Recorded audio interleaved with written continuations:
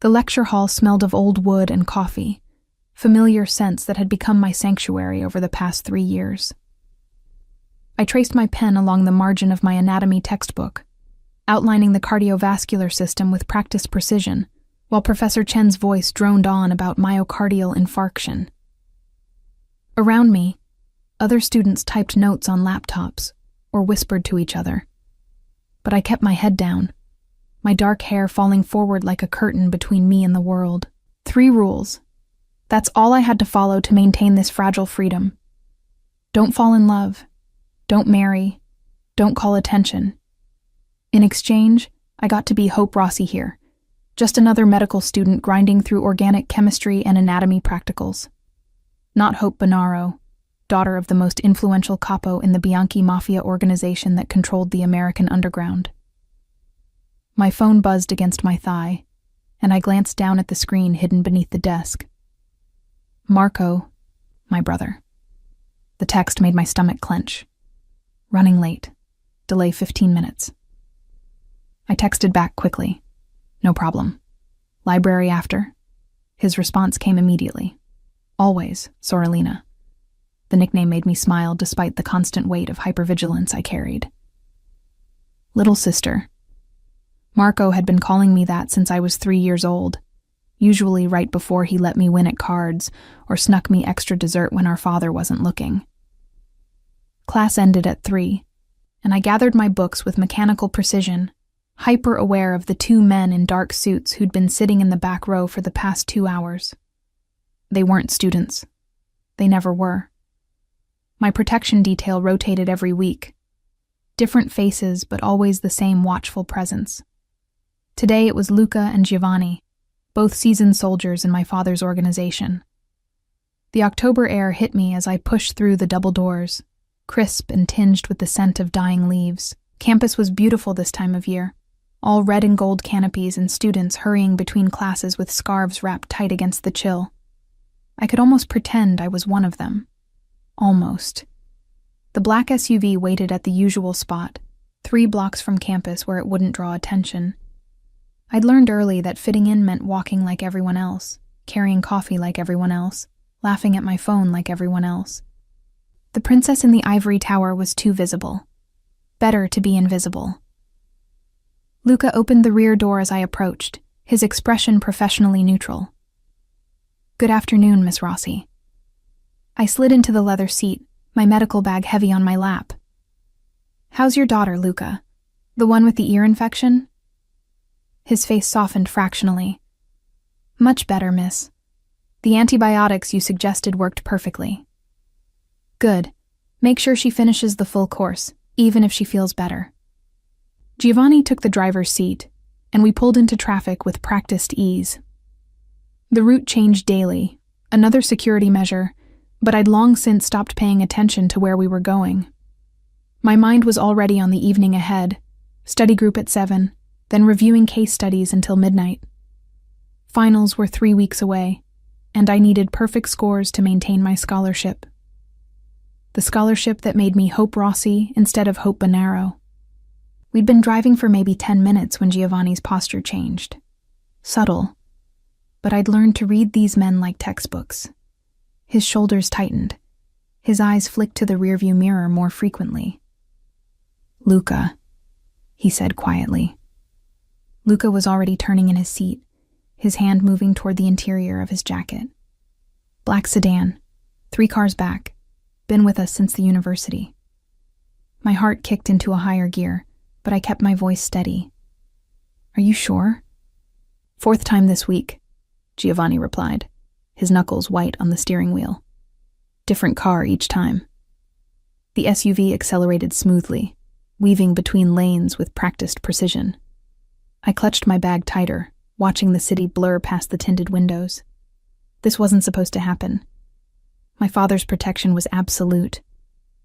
The Bonaro name alone should have been enough to keep threats at bay. Call Marco, Luca instructed, his phone already against his ear. Tell him we're rerouting to the safe house on Lexington.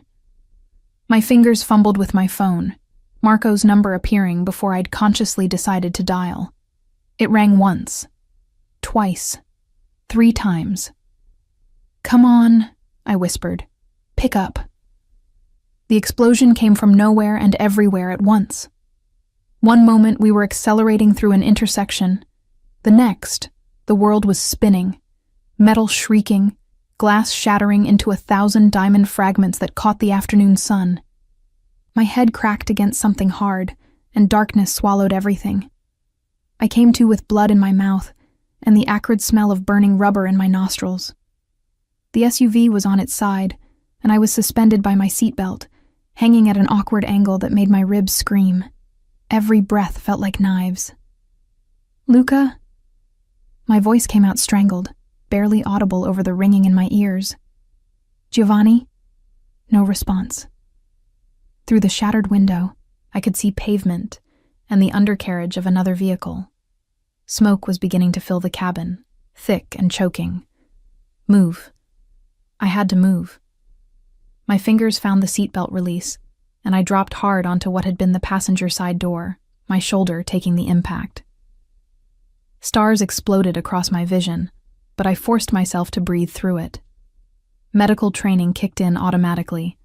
Assess injuries, check for immediate dangers, find an exit. The windshield was completely gone. That was my way out. I crawled forward, broken glass tearing at my clothes and skin, leaving hot trails of pain that I couldn't afford to acknowledge.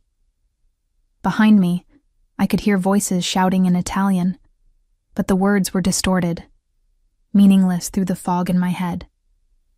Fresh air hit me as I pulled myself through the windshield opening, and I collapsed onto the asphalt, gasping. The street was chaos. Cars stopped at odd angles, people running, someone screaming, and surrounding our destroyed SUV were 4 men in dark clothing, weapons visible beneath their jackets. Not my father's men. Terror crystallized into perfect clarity. I pushed myself up, ignoring the protest of bruised ribs and the blood dripping from somewhere on my scalp. Run. I had to run. I made it maybe 3 steps before rough hands grabbed my arms, yanking me backward. I struggled, remembering every self-defense lesson Marco had drilled into me. But my body wasn't cooperating. Everything hurt. Everything was slow. "Got her," one of the men grunted in English. "Boss wants her alive." The world tilted again as they dragged me toward a waiting van. This was it. This was how it ended. All my father's precautions, all those years of careful invisibility, shattered in a single afternoon. Then gunfire erupted, sharp cracks that made everyone freeze. The hands holding me suddenly released, and I stumbled forward, catching myself against the van's open door. More shots. Shouting. The metallic smell of blood mixing with burning rubber and gasoline. When I looked up, he was there.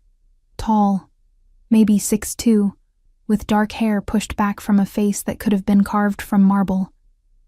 He moved with fluid precision, each motion economical and lethal, his charcoal suit somehow remaining pristine despite the violence unfolding around him. 2 more men flanked him, equally efficient, equally deadly. The 4 men who'd grabbed me were on the ground now, in various states of consciousness. I didn't look too closely at them. Couldn't. The man in the charcoal suit approached me with measured steps, his dark eyes, almost black in the fading afternoon light, assessing me with clinical interest. "Hope Bonaro," he said, and his voice was smooth, cultured, with just a hint of an Italian accent that made my name sound like music. "You're bleeding." I touched my forehead, my fingers coming away red. "I'm fine."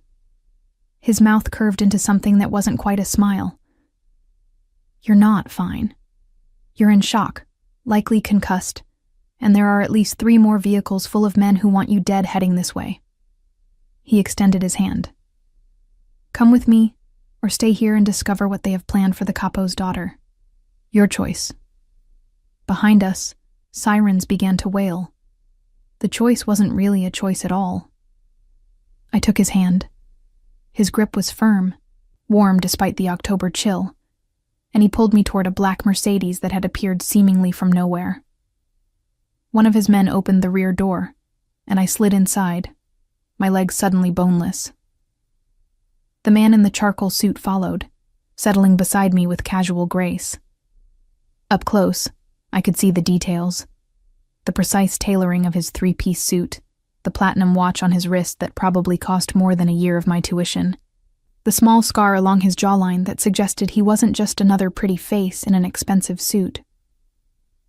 "Michael Bianchi," he said, as the car pulled away from the chaos behind us. "And before you ask, yes, that Bianchi. The Bianchi family. The name every made man whispered with equal parts respect and fear. The organization that had been rivals with the Bonaro family for 3 generations, constantly jockeying for position in the hierarchy of American organized crime. Why?" The word came out hoarse. "Why did you save me?" His dark eyes held mine, and I saw something calculating in their depths, something that made my breath catch for reasons that had nothing to do with my injuries. "Because, Hope Bonaro, I needed to discuss a business proposition with your father. And now..." His thumb traced across my knuckles where his hand still held mine. "I have excellent leverage to ensure he listens." The Bianchi compound wasn't what I expected. Somehow I'd imagined something ostentatious, all marble columns and gaudy displays of wealth. Instead, the estate that rose before us as we drove through automated gates was elegant, understated, a sprawling property that spoke of old money and careful taste. Stone and glass architecture set back from the road, surrounded by manicured grounds that probably required a small army of groundskeepers. My head throbbed with every heartbeat, and the adrenaline that had kept me functional was rapidly draining away, leaving exhaustion in its wake. Beside me, Michael Bianchi maintained that same relaxed posture, scrolling through his phone with one hand while the other remained draped casually across the back of the seat, not touching me, but close enough that I was hyper-aware of his presence. "Your brother is alive," he said without looking up from his screen. "Critical condition, but stable. St. Vincent's Hospital. Private floor. Your father's men have secured the entire wing." The relief was so intense it made me dizzy. "Marco, he was in the car behind us?" "He was the target," Michael replied, his tone matter of fact. "You were collateral, though I suspect once they realized who you were, the plan changed." Now he did look at me, those dark eyes assessing. "The Castellano family has been making moves against your father for months. Today was their opening gambit." The Castellanos. I knew the name, though my father had been careful to keep me isolated from the details of his business. They controlled territory in New Jersey, had been pushing into Manhattan for years, challenging the established order. "And you just happened to be there?" Skepticism colored my voice despite my exhaustion. His smile was slow, dangerous. "I make it my business to know when rival families are planning something ambitious. The Castellanos are predictable. You, on the other hand..." His gaze dropped to my torn jacket, the blood on my hands. "You're an unexpected variable." The car stopped in front of the main house, and a woman in her 50s appeared at the entrance. Not a servant's uniform, but elegant casual clothes that suggested authority. Her dark hair was streaked with silver, pulled back in a neat bun, and her sharp eyes took in my disheveled state with immediate concern. "Madonna Santa," she breathed, hurrying down the steps. "Michael, what have you done?" "Prevented an abduction, Maria." He exited the car with fluid grace and extended his hand to me. "This is Hope Bonaro. She'll be staying with us while certain situations are resolved. Hope, this is Maria Bianchi, my aunt, and the only person in this house you should trust completely." I took his hand, because my legs were trembling too badly to manage the step down on my own. Maria immediately took over, her arm coming around my waist in a gesture that was both supportive and oddly maternal. "You're hurt," she said, her Italian accent thicker than Michael's. "Come, Cara, let's get you cleaned up and looked at properly." "I'm a medical student," I managed. I can assess myself." "I'm sure you can." Maria guided me toward the entrance with surprising strength for her size. "But humor an old woman, yes? My nephew brings home a bleeding girl. I want to make sure she doesn't collapse in my foyer." The interior matched the exterior's understated elegance. Cream walls, dark wood accents, artwork that looked original and expensive without being ostentatious. We climbed a sweeping staircase, and Maria led me down a hallway to a bedroom that was easily 3 times the size of my apartment. "Sit," she instructed, pointing to an upholstered bench at the foot of a 4-poster bed. "I'll get the first aid kit." I sat, mostly because standing was becoming difficult. The room was beautiful. Cream and soft blue tones, with floor-to-ceiling windows overlooking the grounds. A bathroom door stood ajar, revealing marble and brass fixtures. Everything screamed wealth, but it was the kind of wealth that didn't need to announce itself. Maria returned with a professional-looking medical kit and a bowl of warm water. She worked in silence at first, cleaning the cut on my forehead with practiced efficiency. I watched her face, noting the family resemblance to Michael in the strong bone structure and those penetrating dark eyes. "You're wondering why he brought you here," she said finally. Not a question. "Among other things." "Michael doesn't do anything without calculating every angle." She applied butterfly closures to my forehead with gentle precision. "But he's not cruel, Hope. Whatever deal he's making with your father, it won't be at your expense." I wanted to believe her. The alternative, that I was a hostage, leverage, a pawn in some power play between families, was too terrifying to fully contemplate. A knock at the door interrupted us.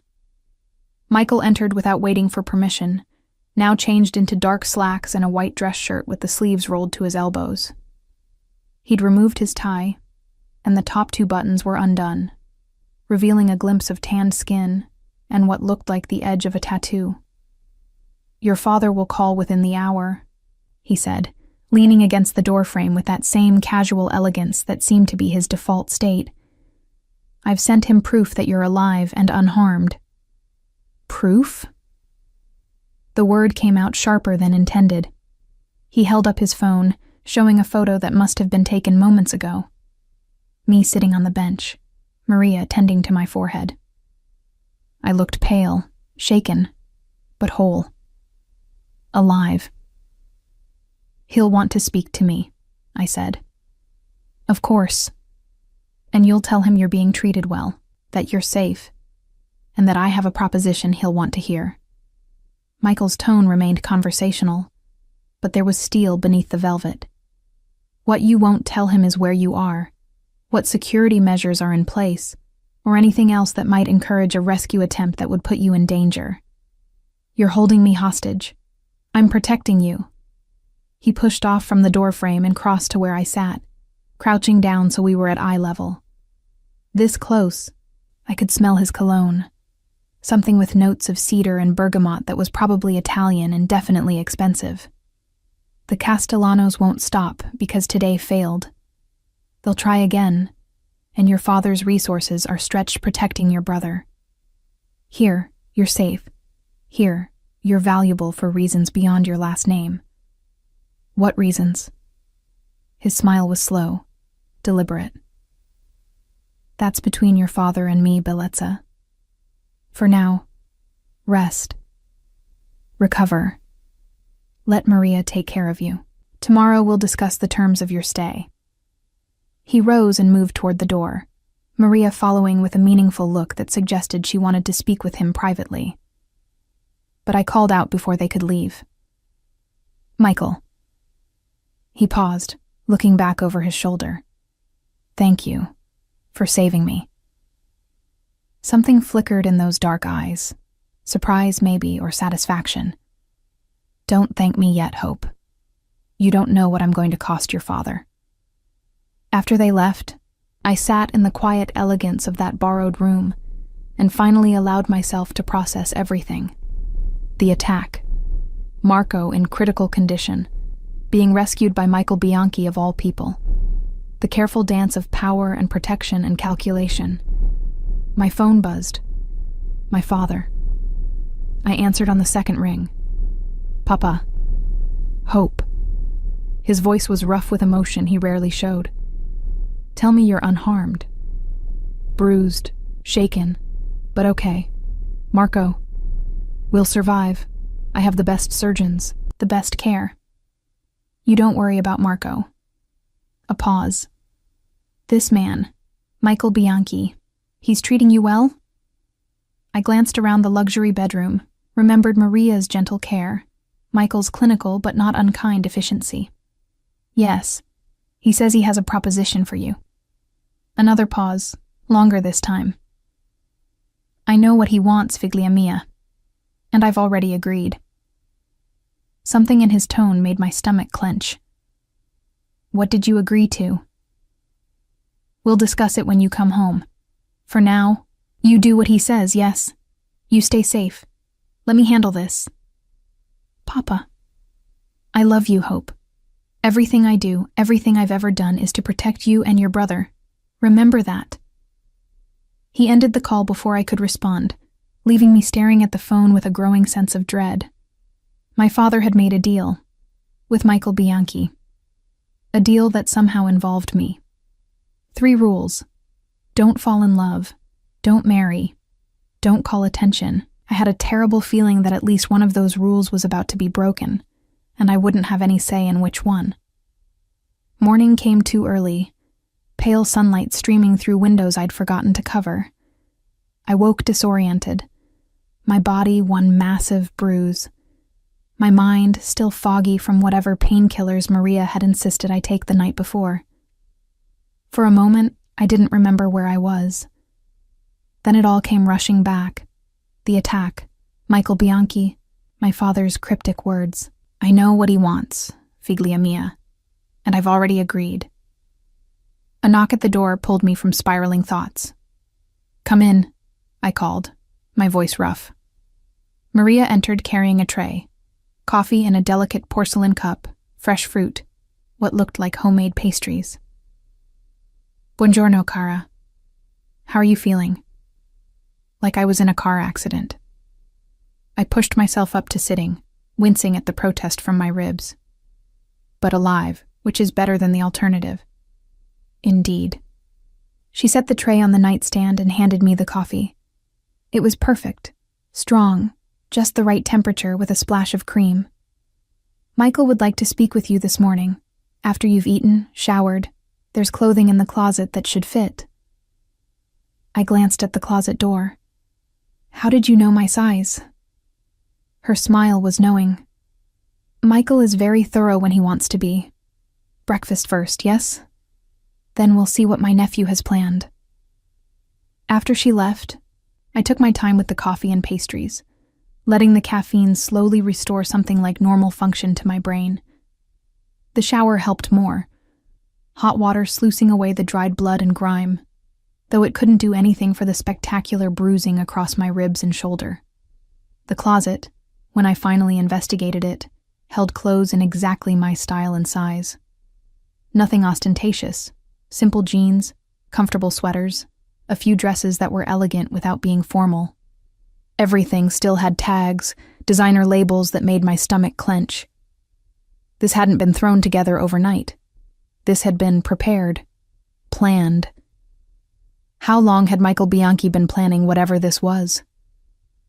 I chose jeans and a soft cashmere sweater in deep gray, found clean underwear and even shoes that fit perfectly. When I emerged from the bedroom, I found Michael waiting in the hallway, leaning against the wall with that casual elegance that seemed hardwired into him. Better, he observed, his gaze traveling over me with clinical assessment. The color suits you. Where did the clothes come from? I have excellent personal shoppers. He pushed off from the wall. Come, we have much to discuss, and I prefer to do it over breakfast. He led me through the house, pointing out rooms as we passed. Library, formal dining room, his office, off limits without permission. The kitchen where Maria was already preparing what smelled like a feast. We ended up in a sunroom overlooking the grounds, a casual table already set for two. Michael held out a chair for me before taking his own seat. Another man appeared, not threatening, just present, and poured fresh juice and coffee before disappearing as silently as he'd come. "Your brother improved overnight," Michael said, unfolding his napkin with precise movements. "The surgery was successful. Your father spent the night at the hospital." "How do you know that?" His smile was slight. "I make it my business to know everything that affects my interests. And right now, Hope, you are very much my interest." The food arrived. Frittata with fresh herbs, perfectly toasted bread, fruit that tasted like it had been picked that morning. I ate because my body demanded it, but my attention remained fixed on the man across from me, waiting for whatever bomb he was about to drop. "You're wondering what deal your father made," Michael finally said, setting down his fork. "What I demanded in exchange for your rescue and continued protection." The thought had crossed my mind. I asked for your hand in marriage. The words hung in the air between us, so absurd that for a moment I thought I'd misheard. Then his expression registered, serious, certain, not a hint of humor. "You're insane," I managed. "Practical." He leaned back in his chair, all relaxed confidence. "The Castellanos want to destabilize your father's organization. Killing or capturing you would accomplish that. Marrying you to me, however, creates an alliance between Bonaro and Bianchi that would make us untouchable. Together we control enough territory and influence to shut down the Castellanos permanently. So I'm a business merger. You're a solution to multiple problems." His dark eyes held mine. "And before you refuse, consider this. Your father has no other options. Marco will need months to recover. Your father can't be everywhere at once. The Castellanos have allies, resources, patience. They'll wait for the right moment and strike again, unless you're no longer a target, unless you're protected by both the Bonaro and Bianchi names." My coffee had gone cold. I set the cup down carefully, afraid that if I held it any longer I might throw it. My father agreed to this, just handed me over like property. He agreed because he loves you enough to make an impossible choice. Michael's voice gentled slightly. "And because I made him an offer he couldn't refuse, complete protection for you, the best doctors for Marco, and a united front against the Castellanos. In exchange, I get what I've needed for years. A legitimate reason to merge our operations without appearing weak. You need me to not look weak." The laugh that escaped was harsh. "That's perfect. That's just perfect. Hope, don't." I stood abruptly, ignoring the protest from my battered body. "You don't get to use my name like we're friends. Like this is normal. You orchestrated this. You probably knew about the attack before it happened." I did. His admission was matter of fact. I knew the Castellanos were planning something. I didn't know when or where, but I had people watching. When it happened, I responded. "You could have warned us. And risk you going underground where I couldn't reach you. Risk your father putting you somewhere even I couldn't find you." He rose as well, moving around the table with predatory grace. "No, Bellezza. I needed you vulnerable enough to accept my protection. Desperate enough that your father would see reason. You manipulated everything. Yes." He stopped close enough that I had to tilt my head back to maintain eye contact. But I didn't create the threat. I didn't make the Castellanos target your family. I simply used an existing situation to my advantage. That's what leaders do, Hope. We see opportunities, and we take them. I'm not an opportunity. I'm a person. You're both." His hand came up, and I flinched before I could stop myself. He froze, something flickering across his face that might have been regret. "I won't hurt you. Not physically, not ever. That's a promise I can make and keep. But you'll marry me against my will. I'll marry you with your father's blessing and your own eventual understanding of why this is necessary." His hand dropped. I'm not asking you to love me, Hope. I'm not even asking you to like me. I'm asking you to be smart enough to see that this marriage protects you, your brother, your father, and ensures the Castellanos can't touch any of you. And what do you get out of it besides a political alliance? His smile was slow, dangerous. You, in my home, under my protection, bearing my name. That's worth more than any territory or influence, Bellezza. Because when people see Hope Bonaro become Hope Bianchi, they'll know that the old rivalries are over. They'll know that a new order is emerging, and they'll think very carefully before challenging it. I wanted to argue more, to find holes in his logic, to prove that there was another way. But the truth was, I'd grown up in this world. I knew how it worked. Marriage as alliance. Women as bridges between families. Power as the only currency that mattered. I want to see Marco, I said finally. Tomorrow, when he's strong enough to handle visitors.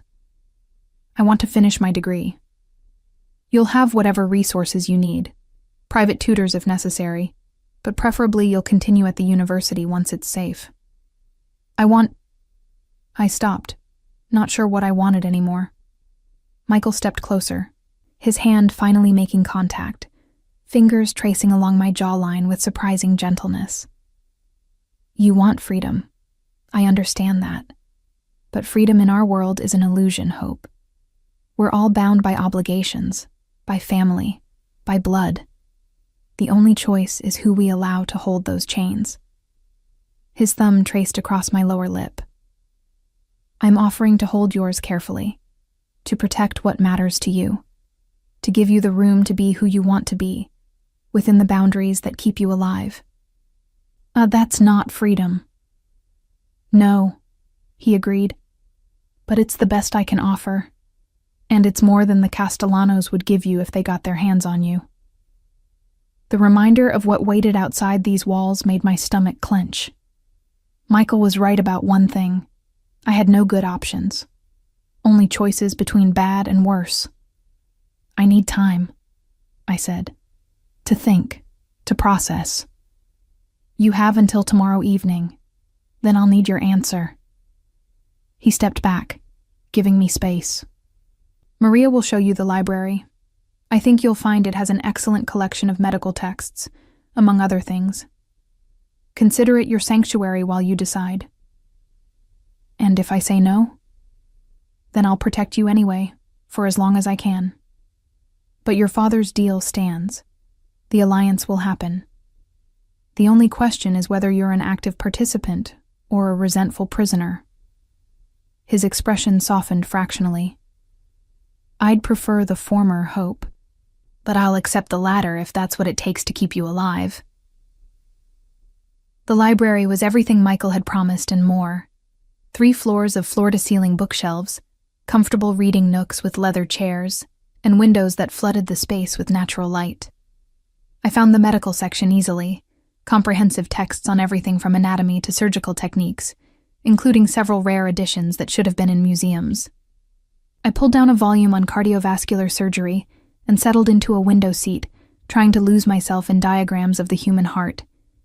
Instead, I kept seeing Michael's dark eyes, hearing his matter-of-fact explanation of how he'd manipulated everyone into this situation.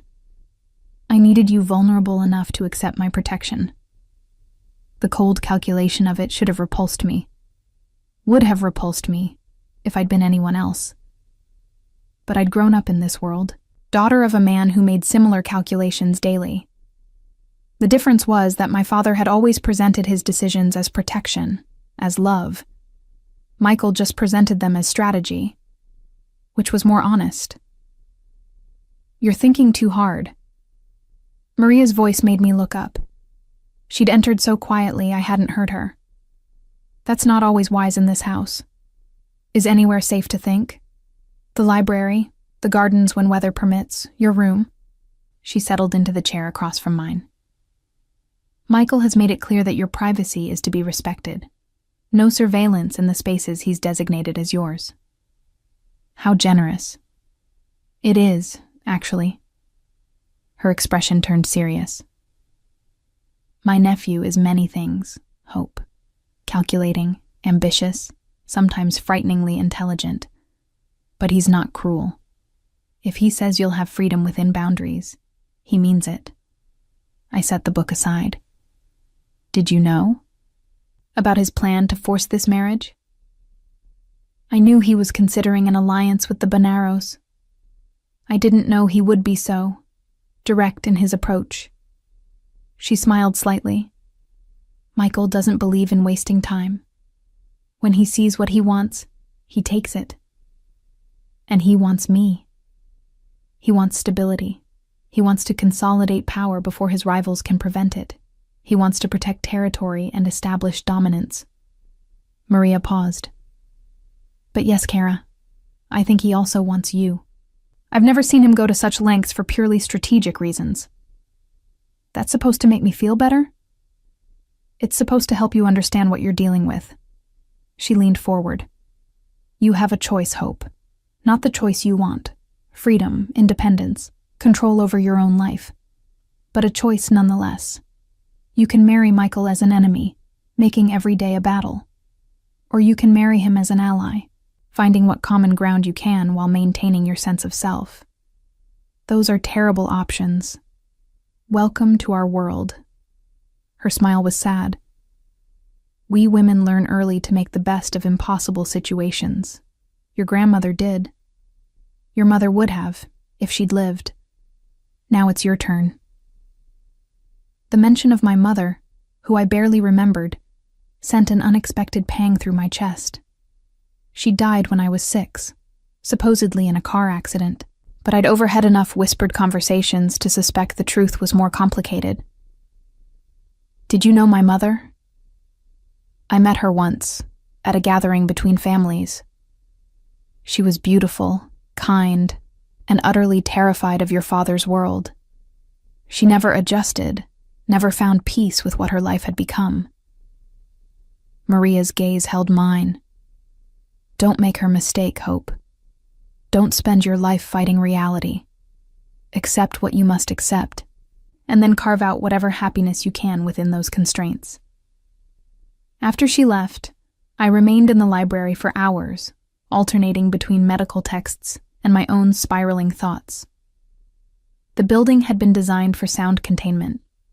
I could hear no footsteps, no voices, just the occasional creak of old wood and the whisper of turning pages. Dinner was brought to me on a tray. Pasta with a cream sauce that tasted homemade, fresh bread, a glass of wine I didn't touch. After eating, I ventured out into the hallway, exploring with the tentative curiosity of someone who wasn't sure if they were a guest or a prisoner. I found Michael in his office.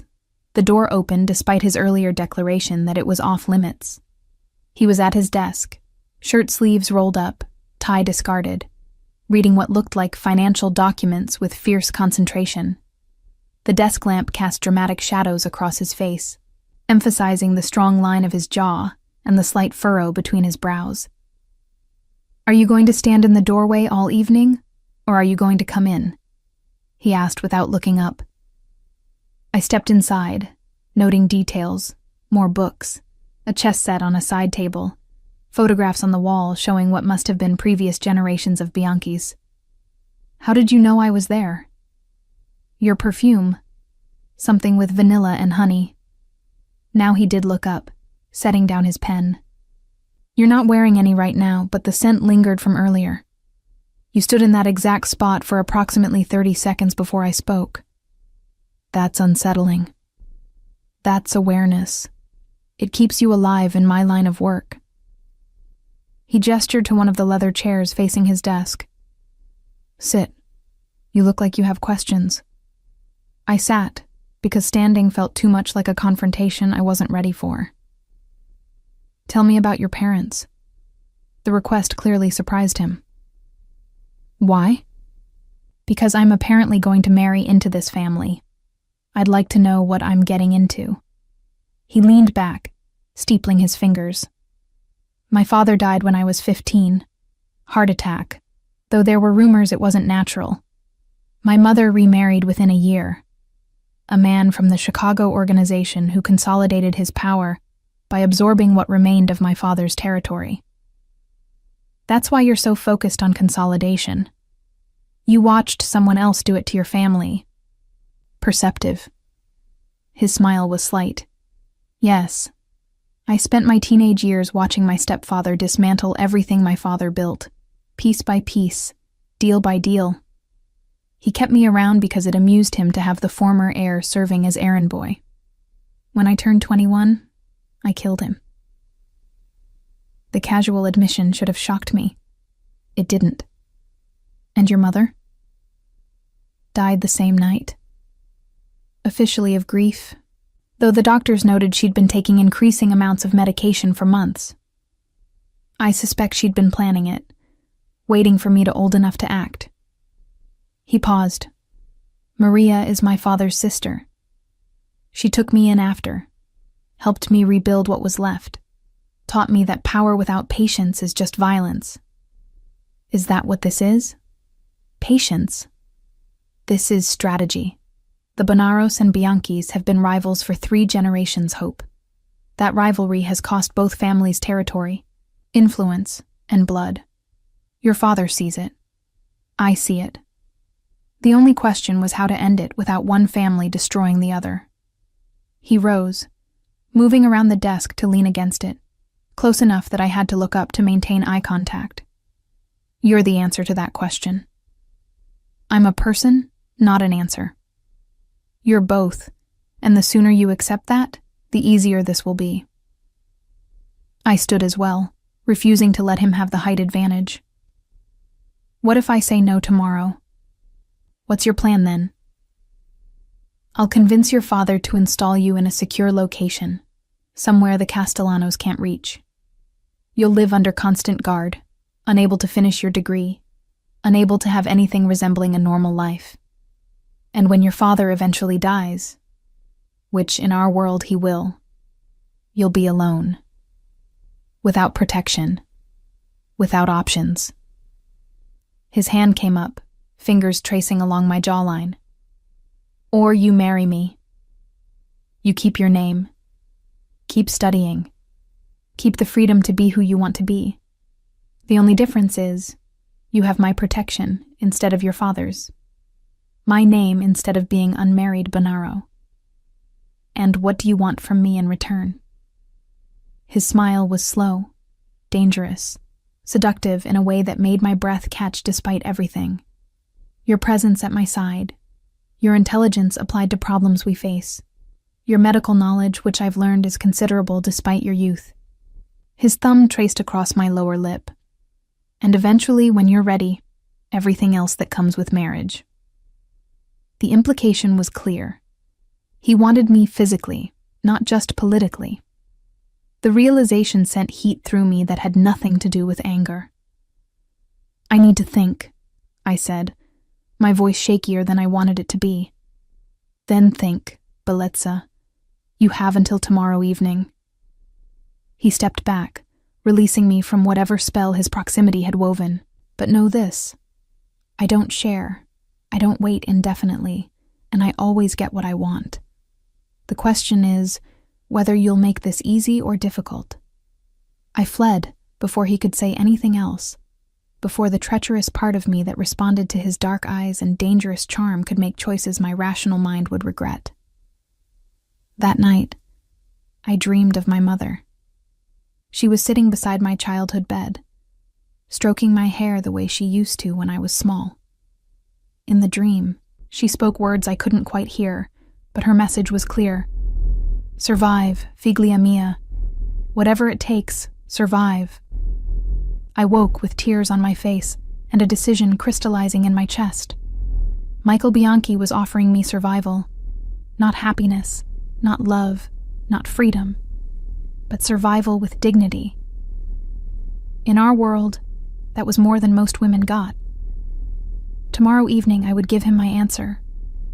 And God help me, I already knew what it would be. The morning of decision dawned clear and cold. November announcing its arrival with frost on the windows and a bite in the air that penetrated even the house's excellent insulation. I'd slept poorly, My dreams a chaotic mix of the car accident, Michael's dark eyes, and my mother's ghost offering advice I couldn't quite understand. Maria found me in the library again, curled into the same window seat with a book I wasn't really reading. She didn't say anything at first, just settled nearby with her own coffee and what looked like correspondence she was reviewing. The companionable silence was oddly soothing. "Michael has arranged for you to visit Marco this afternoon," she finally said, "if you still wish to go." "I do. He'll accompany you personally. The hospital is technically neutral territory, but with the Castellanos active, nowhere is truly safe right now." I set my book aside. "Maria, can I ask you something personal?" "Of course, Kara. Did you ever have to make a choice like this? Between bad options?"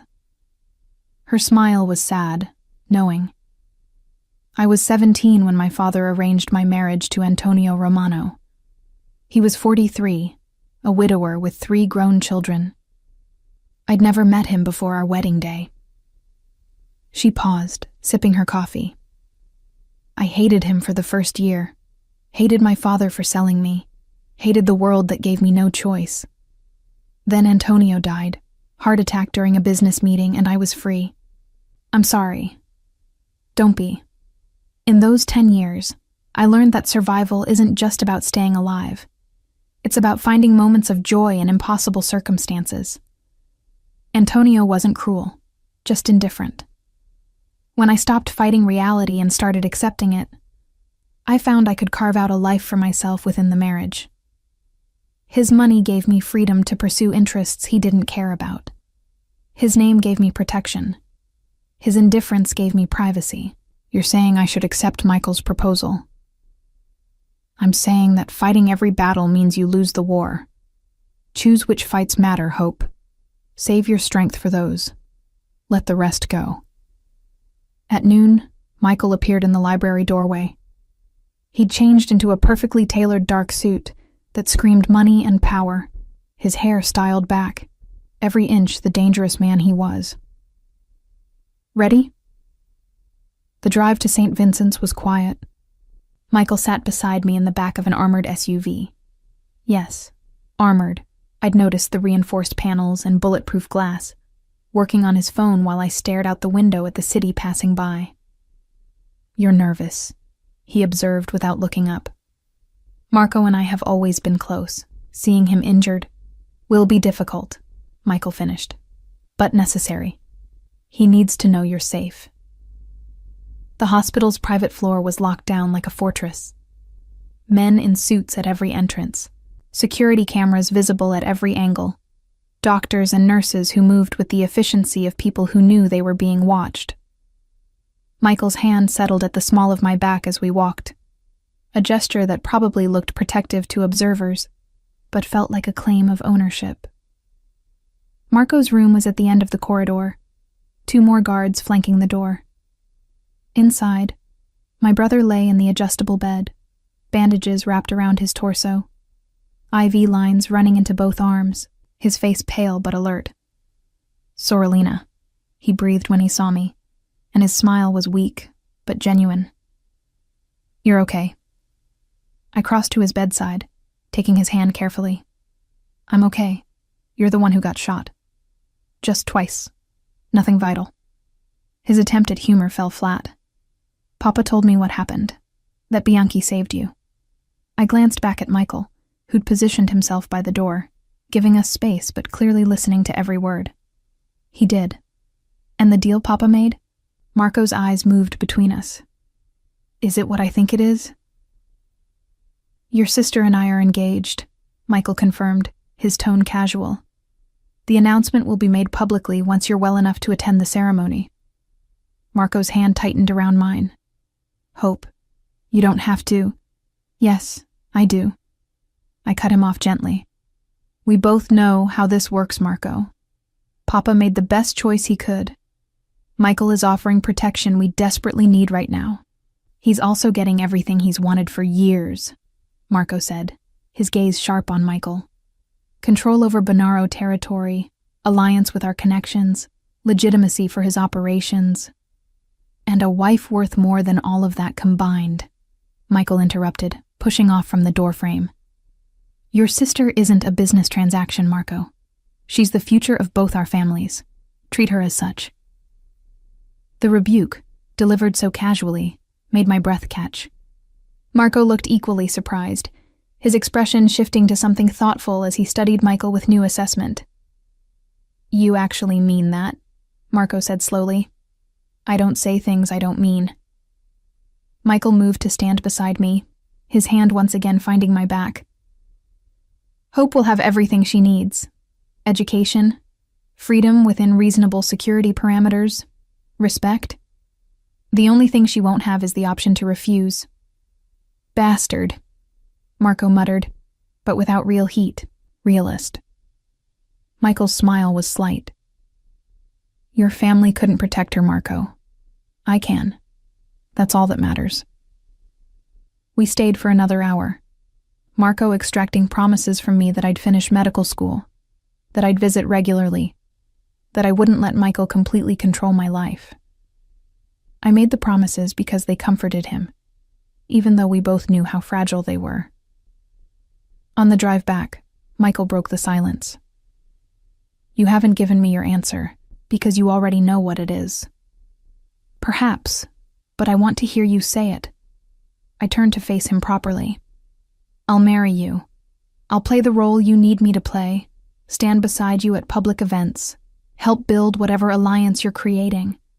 But I want things in return. Name them. I finish my medical degree no matter what. I visit Marco whenever I want. I maintain contact with the few friends I have who don't know about my family's business. I paused. And you don't touch me until I'm ready. His expression didn't change, but I saw something flicker in those dark eyes. Surprise, maybe, or respect. Agreed, with one modification. What modification?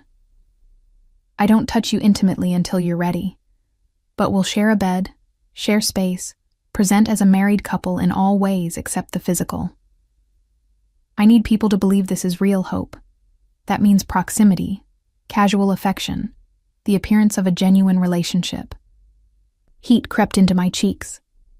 Define casual affection. His smile was slow, dangerous. Hand-holding. My arm around you in public. Kisses on the cheek or forehead.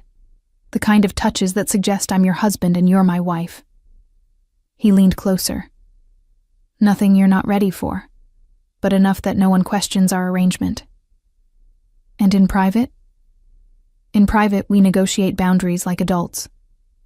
You tell me what you're comfortable with. I respect those limits. But hope. His hand cupped my face, thumb tracing my cheekbone. I will push those boundaries. Slowly, carefully, but relentlessly. Because eventually, I want a real marriage. And I'm a patient man when it comes to things I truly want. The promise in his voice made my pulse quicken. You're very confident. I'm very certain. He released me, sitting back. You'll learn the difference. That evening, my father called.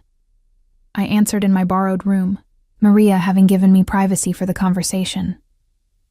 Hope? Papa. Michael told me you've agreed. Did I have a choice? We always have choices, figlia mia. They're just not always the choices we want. His voice was tired, years of carrying the weight of our family evident in every syllable. Your mother would be proud of you. You're stronger than she was, more practical. You'll survive this. Is that all you want for me? Survival? I want you happy, safe, loved. But in our world, survival comes first. Everything else is luxury. A pause. Michael Bianchi is a good man in a bad business, Hope. He'll keep his word to you. Hold him to it. After we hung up, I stood at the window, looking out over the Bianchi estate. Somewhere in this elegant prison, Michael was planning our future, our wedding, our public image, the empire we'd build together. And I was standing in a borrowed room wearing borrowed clothes, agreeing to a borrowed life. But Maria's words echoed. Choose which fights matter. I wouldn't fight the marriage. That battle was lost before it began. But I would fight for my sense of self, for my dreams, for the parts of Hope Bonaro that Michael Bianchi couldn't touch no matter how many contracts were signed. Tomorrow, I would officially become his fiancée. Eventually, I would become his wife. But I would never, ever become his possession. Even if I had to pretend otherwise for the rest of my life. The announcement of our engagement was made at a gathering of families, not quite a summit, but close enough. The venue was a private estate in the countryside, neutral territory controlled by an old Don who'd been mediating disputes since before I was born.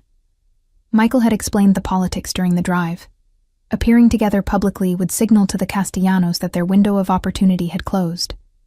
The Bonaro-Bianchi alliance was now fact, not speculation. I wore a dress Maria had helped me select, deep burgundy, that complemented my coloring without being ostentatious, with a neckline that was elegant rather than revealing. Michael had given me a ring that morning, a stunning diamond surrounded by smaller rubies, slipping it onto my finger with ceremonial care while Maria watched with approval. It was my grandmother's, he'd said. She would have liked you. You have her practical nature. Now, standing in a ballroom filled with the most dangerous men in the American underworld and their families, I felt anything but practical. I felt like an imposter, a medical student playing dress-up in a world of killers and power brokers. Michael's hand was warm at my waist, his presence beside me both reassuring and unnerving. He'd been teaching me the politics all week, which families were allies, which were neutral, which were actively hostile. The Castellanos were here, of course, Marco's cold gaze tracking us across the room. Smile, Michael murmured against my ear. You look terrified, and that's the last thing we want to project. I forced my lips to curve. I am terrified. Good. Fear keeps you alert. Just don't let them see it. My father appeared, moving through the crowd with the confidence of a man who'd ruled his territory for 30 years. Behind him, leaning heavily on a cane but upright, was Marco. My brother shouldn't have been here. The doctors had protested his discharge, but he'd insisted. This was too important to miss. Papa, I breathed as he reached us. Figlia mia. He embraced me carefully, mindful of the watching eyes. You look beautiful. Your mother would be so proud. Would she? I couldn't help asking. Or would she hate what you've done? His expression flickered with old pain. She would understand that I had no choice, that this was the only way to keep you safe. He turned to Michael, extending his hand. Bianchi. Bonaro. They shook, a gesture loaded with significance. 2 families, 3 generations of rivalry, ending with a handshake and a ring. Marco reached me next, pulling me into a one-armed hug that made him wince. If he hurts you... He won't, Michael interrupted calmly. I've made that promise to Hope, and I'm making it now to you and your father. She'll be protected, respected, and given every resource to pursue her own path. My word as head of the Bianchi family. Marco studied him for a long moment. Your word better be as good as your reputation for ruthlessness, Bianchi. Because if it's not, then you'll have legitimate cause to start a war I'd rather avoid. Michael's smile didn't reach his eyes. But it won't come to that. I take care of what's mine. The evening progressed with excruciating slowness. We made the rounds, accepting congratulations that ranged from genuine to barely concealed resentment. Michael never left my side, his hand a constant presence at my waist or back, subtly steering me through conversations and away from potential trouble. It was during dinner that the Castellanos made their move. Marco Castellano, different Marco, confusing, approached our table with practiced ease, his smile pleasant and his eyes calculating. Bianchi, Miss Bonaro, congratulations on your engagement. Castellano. Michael's tone was neutral, but I felt the tension in his body. Such a sudden romance. Castellano's gaze moved to me, assessing. One might almost think it was more business arrangement than love match. One might think a lot of things, Michael replied smoothly, but Hope and I prefer privacy regarding our personal affairs. Of course, Castellano waved a hand dismissively. Though I must admit, I'm curious how a medical student managed to capture the attention of New York's most eligible bachelor. You must have quite the bedside manner, Miss Bonaro. The insult was clear, the implication obvious. Before Michael could respond, before I could even process my own reaction, I found myself speaking. Actually, Mr. Castellano, it was my ability to identify when someone is full of shit that caught his attention. I smiled sweetly. A skill I'm demonstrating right now, as you passive-aggressively suggest I'm nothing more than a prostitute who got lucky. Would you like me to continue? Or shall we drop the pretense of civility? The table went silent. Michael's hand tightened fractionally on my waist. Warning or approval, I couldn't tell. Castellano's expression hardened, his mask of pleasant civility cracking. You're quite spirited, he said finally. I'm quite unimpressed with transparent intimidation tactics. I held his gaze. Michael and I are engaged. The alliance between Bonaro and Bianchi is now formalized. Your window to destabilize my family closed the moment I agreed to wear this ring. These are facts, Mr. Castellano. No amount of veiled insults will change them. Hope, my father's voice carried a warning. But Michael was smiling, a genuine expression of delight that I'd never seen before. I believe my fiancée has made herself clear, Castellano. Was there anything else you wanted to discuss? Castellano's jaw worked. Then, surprisingly, he laughed. Short and bitter, but real. You've chosen well, Bianchi. She'll need that spirit to survive in your world. He nodded once and walked away, rejoining his family at their table. That was incredibly stupid, Marco hissed from beside me. Or incredibly brave, Michael countered. Castellano respects strength. Hope just demonstrated she won't be cowed by intimidation. That's valuable. My father looked less convinced, but he said nothing. Just reached across the table to squeeze my hand once before returning to his meal. The rest of the evening passed without incident, though I caught Castellano watching us several times, his expression thoughtful rather than hostile. By the time we left, exhaustion had settled into my bones, not physical tiredness, but the emotional drain of maintaining a facade for hours. In the car, Michael finally spoke. You surprised me tonight. By standing up to Castellano? By doing it so effectively. He turned to face me. I expected you to let me handle it, to play the demure fiancé. Instead, you took control of the situation. Is that a problem? It's unexpected, and rather exciting.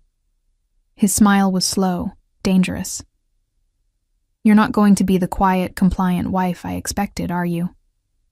I never agreed to be quiet or compliant. I agreed to marry you. There's a difference. Indeed there is. His hand found mine, thumb tracing over the engagement ring. This is going to be interesting, Bellezza. More interesting than I anticipated. 2 weeks later, the wedding was held at a private chapel on the Bianchi estate.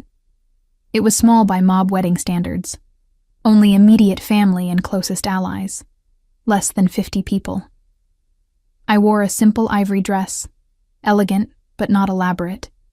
My hair styled by Maria with delicate flowers woven through the dark strands.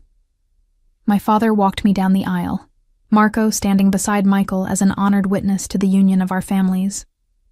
The ceremony was traditional Italian Catholic, conducted by a priest who'd been serving the Bianchi family for decades. When Michael lifted my veil and spoke his vows, his dark eyes held mine with an intensity that made my breath catch. I, Michael Luca Bianchi, take you, Hope Isabella Bonaro, to to be my wife.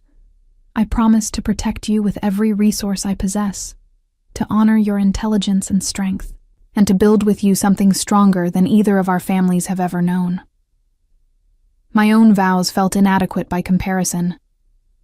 I, Hope Isabella Bonaro, take you, Michael Luca Bianchi, to be my husband. I promise to stand beside you, to use my knowledge and abilities to serve our shared future, and to be honest even when honesty is inconvenient. The priest blessed our union, and Michael kissed me, our first real kiss, not the chaste pecks on the cheek he'd limited himself to during our engagement. It was thorough, claiming, a statement to everyone watching that I was his now in every way that mattered. The reception was elegant, but subdued. No ostentatious displays, no excess, just good food, better wine, and the careful politicking that always accompanied gatherings of dangerous men. I danced with my father, with Marco, with several of Michael's lieutenants, and finally, with my husband. Mrs. Bianchi, he said, as we swayed to music provided by a string quartet. How does it feel? Surreal, terrifying, oddly right. I looked up at him. I never thought I'd end up here. Married to me specifically, or married at all? Both. I had a plan. Finish medical school, maybe do Doctors Without Borders, help people without the complications of family politics. I laughed softly. That plan is dead now. Not dead, adapted. His hand tightened at my waist. You'll finish medical school, Hope.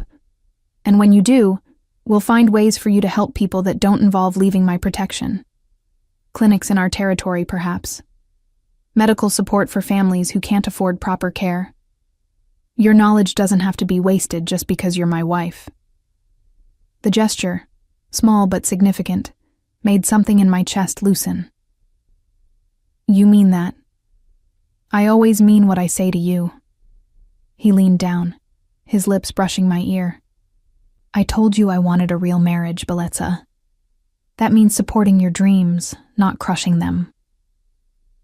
That night, he carried me across the threshold of our bedroom. The suite was massive, dominated by a 4-poster bed with fresh linens and soft lighting. Michael set me down carefully, his hands lingering at my waist. I remember our agreement, he said quietly. Nothing you're not ready for. But hope. His fingers traced up my spine to the zipper of my dress. Tell me what you are ready for. Because I've been patient for weeks, and seeing you in this dress all day has tested every limit I have. My hands found his tie, loosening it with trembling fingers. I'm ready for you to keep your promise, to show me that this marriage can be more than politics and protection. I met his dark gaze. I'm ready to try, Michael, to see if we can build something real. His kiss was his answer. Thorough, demanding, patient, and urgent all at once. We took our time that night, learning each other with careful attention, building something fragile but genuine from the ashes of forced circumstances. And when morning came, when I woke wrapped in his arms with sunlight streaming through windows overlooking the estate, I realized something fundamental had shifted. I was Hope Bianchi now. Not just in name, but in reality. Michael's wife, his partner, his equal in ways neither of us had fully anticipated. The next months unfolded with surprising ease. I returned to medical school under heavy security, my classmates assuming my marriage was some kind of whirlwind romance rather than arranged alliance.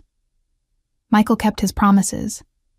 I had freedom to study, to see Marco, to build a life that felt authentically mine within the boundaries of his world. The Castellanos made one more attempt to destabilize things, targeting a Bianchi warehouse in New Jersey. Michael's response was swift and devastating. Not violence, but the kind of economic pressure that left them scrambling to maintain their own territory. Within 3 months, they'd sued for peace, acknowledging the new order. My role evolved from reluctant bride to active participant. Michael began consulting me on medical issues affecting families in his territory, putting me in charge of establishing a clinic that provided quality care regardless of ability to pay. I recruited doctors who didn't ask too many questions, nurses who understood discretion, and built something that actually helped people. Marco recovered fully, though he'd always walk with a slight limp. He and Michael developed a grudging respect that eventually became genuine friendship, united by their mutual desire to protect me and build something better than what previous generations had created. And Michael, dangerous, calculating Michael, proved to be a husband I hadn't expected. Demanding, yes. Possessive, absolutely. But also supportive, intellectually engaging, and surprisingly gentle when we were alone. He pushed me to be stronger, smarter, more strategic. And I pushed back, refusing to let him make unilateral decisions that affected us both. "We're partners," I told him one night after a particularly intense discussion about expanding operations. "You can't just decide things without consulting me." "You're right." His admission surprised me. "I've been operating alone for so long, I forget that your perspective matters as much as mine." "Thank you for acknowledging that." He pulled me close, his hand cupping my face with that familiar gentleness. "Hope, Bianchi, you've become the most dangerous thing in my life." "How so?" "Because I love you." The confession, raw and honest, made my breath stop. I didn't plan to. Didn't expect to. But somewhere between forced engagement and reluctant marriage, you became everything. My wife, my conscience, my reason for building something better than what I inherited. Tears pricked my eyes. "I love you too.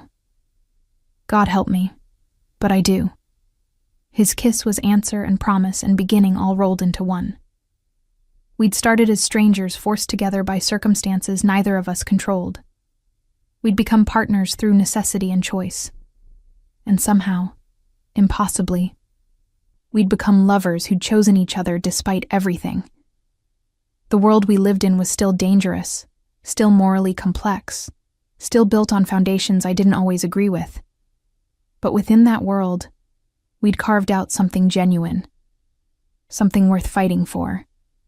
I was Hope Bianchi, medical student, mob wife, and survivor, and I wouldn't have it any other way.